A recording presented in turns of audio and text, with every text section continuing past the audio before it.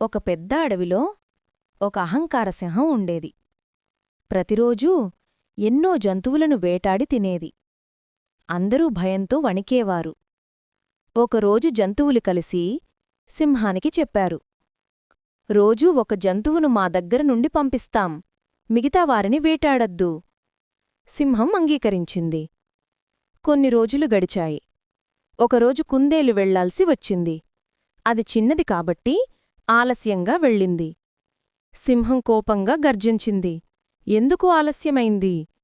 కుందేలు భయపడినట్టు నటిస్తూ చెప్పింది, మహారాజా, ఇంకో పెద్ద సింహం మీరు అంత బలమైనవారు కాదని నన్ను అడ్డుకుంది. సింహం మండిపోయింది, అది ఎక్కడ ఉంది? చూపు. కుందేలు సింహాన్ని తీసుకొని ఒక లోతైన బావివద్దకు వచ్చింది.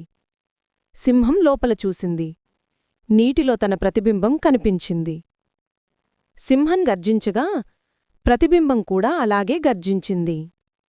ఇదేనా నాకు సవాలు చేసినది అంటూ కోపంతో బావిలోకి దూకేసింది.